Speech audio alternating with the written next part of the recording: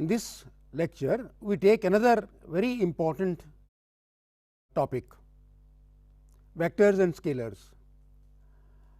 Let me remind you that you must understand the distinction between vectors and scalars very clearly, and you must also understand how to deal with vectors, because in your class 11 and 12 you will be required to write all formulae in terms of vectors. And once you understand vectors, let me assure you, you can understand the phenomena being taught to you much better than you can understand with scalars. To give you an example of a scalar, suppose the teacher is asking each student to stand up and state his or her height. Each student speaks out a number, say 160 centimeters, 165 centimeters, 155 centimeters, and so on. You do not have to add anything more to the number that you speak along with the unit of course to state your height. Take another example. You say the mass of a ball is 50 grams. We do not have to add anything more to the description of the mass. So, in physics we come across two kinds of quantities. One kind is such that we need not state anything else except the magnitude expressed in proper units. The examples are, as I said earlier, height and mass. Another example is the density of water. You state that it is 1000 kilogram per meter cube. You do not have to add anything to refine your statement. Statement 1000 kilogram per meter cube is a complete description of density. You do not have to say anything in which direction and so on. So, quantities like mass and density are called scalars. A scalar quantity has only magnitude, it has no direction. On the other hand, there are quantities which require both magnitude and direction for their complete description. A simple example is velocity. The statement that the velocity of a train is 100 kilometers per hour does not make much sense unless we say the direction in which the train is moving. Vector is a word borrowed from English language. In the dictionary, meaning of vector is something that moves. If you are a student of biology, you would recall that mosquito is said to be the vector of malaria, because mosquito moves from one person to another carrying the microorganism which causes malaria. Therefore, the vector is something that moves, and we have borrowed that word and in physics, and we say a quantity is a vector if it requires both magnitude and direction for its complete description. Force is another quantity. To say that the force acting on a body is 10 newtons does not make sense. We must also state the direction in which the force is acting. Thus, to say that the force acting on a body has magnitude 10 Newton and it is acting vertically downwards gives a complete description of the force. So, to sum up, a vector quantity has both magnitude and direction. Some examples of vector quantities which you come across in mechanics are displacement. You know, if you move from one point to the other irrespective of the path, if I take the difference between the position B and position A, that is called displacement. If I take account of the path taken between point A and point B and measure this length, that is the length of the path. The displacement is simply the difference of positions from position B minus position A. Displacement is a vector, as we shall see later on also. Velocity, we have to give the direction in which the body is moving, and therefore, velocity is a vector. Acceleration, whether the acceleration due to gravity is vertically downwards, we have to give the direction. That is why g the acceleration due to gravity is also a vector. Momentum again requires direction, and therefore along with the magnitude, and therefore it is a vector. Angular momentum, torque, all these are vectors. And area, I have chosen this area because many times area you would deal with area as vector. So, let us see what is this vector. Area vector is a special type of vector. Its magnitude is the area of the surface itself, and the direction is the normal to the surface. In this diagram, the surface area is the magnitude and the normal to the surface is the direction of this vector. Another vector which is slightly peculiar is angular velocity vector. The magnitude of the angular velocity vector is the rate at which something rotates, or the magnitude of the angular velocity, and its direction is along the axis about which it rotates. So, it is a special kind of vector, but it is a vector all the same. What about energy? Is it a scalar or a vector? To get the answer, think if there is a direction associated with, say, magnetic energy or nuclear energy. If no direction is associated, then it is a scalar. Other examples of scalars are mass, distance covered, speed, work done, and pressure. Pressure is particularly important because there is a confusion always, because pressure is force per unit area and force is a vector.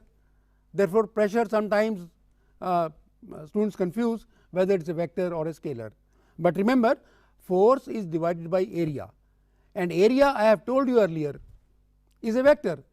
Therefore, F by A both being vectors, the result is a scalar. So, pressure is a scalar.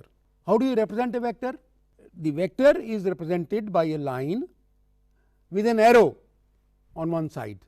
The arrow indicates its direction and the length of the line indicates its magnitude. You can see that this A is blinking. So, just to make sure, this A is called the tail of the vector and B is called the head or the tip of the vector. B is the point where the arrow points. Therefore, B is called the tip or the head of the vector. Here I have drawn three vectors. Two of them, vector AB and vector CD, they are parallel, but they have different magnitudes. Vector EF has same magnitude as the vector AB because the length of the line is the same, you can check, but its direction is different. So, all these vectors have different properties. CD and AB are parallel, but have different magnitudes. EF and AB have the same magnitude, but different directions. Two vectors are said to be equal if their magnitudes are equal and they point in the same direction. It is not necessary that they be in the same line. You can see from the example here that vector A and B are in the same line and they have the same magnitude, therefore, they are equal. On the other hand, vector C and D, they are also parallel, that means they are in the same direction and their magnitudes again are equal, and therefore, vector C is equal to vector D. You see, please remember this equality thing. Many times you will find vectors, one vector is here, the another vector is somewhere else, but remember, as long as the magnitude of the vectors is the same and they point in the same direction, they are equal. They may not be in the same line. All that we need to understand is vectors are equal when their magnitude is equal and they point in the same direction. Here I have drawn three vectors A, B and C. They are all equal, you can see why. They are all parallel and they are pointing in the same direction. Their arrows are in the same direction. If I have two vectors whose magnitudes are equal, but they point in opposite direction, they are called anti-parallel vectors. Here they are parallel vectors, they all point in the same direction. But if two vectors point in the opposite direction and their magnitudes are equal, then their equal and opposite vectors. All vectors here which I have shown, they are unequal. Why are they unequal? Let us remember the definition of an equal vector. Two vectors are said to be equal if they point in the same direction and are equal in magnitude. Here vectors g and h, they have the same magnitude, but they are pointing in different directions, and therefore, by our definition they are not equal. Vectors e and f, they point in the same direction, but they have different magnitudes. Therefore, again by our definition they are not equal vectors. Equal vectors, let me emphasize, are those vectors which point in the same direction and which have the same magnitude. In the next lecture, we shall deal with the operations on vectors.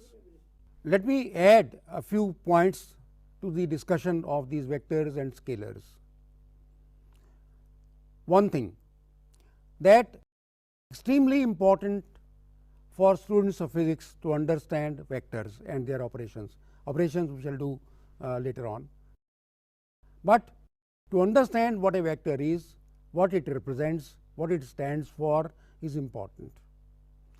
You also must remember that two vectors can be equal even if they are not along the same line.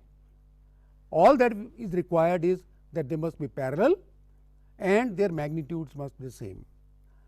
Another thing, in many books you would find vectors written as with arrow on top of them.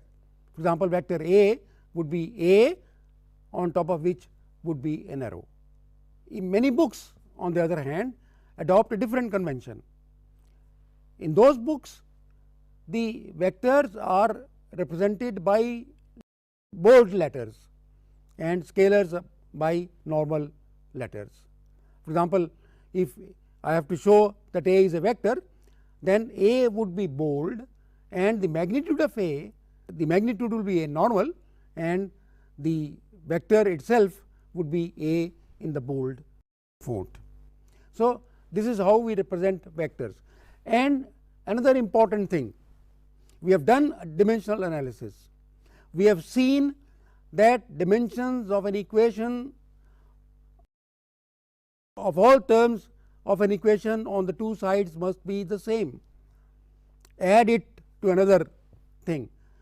If one side of an equation is a vector, the other side of the equation must also be a vector. If there are three terms on the right hand side, they must all be vectors, and the term on the left hand side should also be a vector. So, if you write an equation in which the left hand side is a vector and the right hand side is not a vector, then the equation is wrong.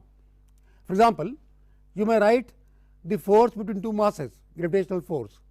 You write G times m1 m2 by r squared, and recalling that force is a vector, you say F vector is equal to m1 m2 by r squared into G.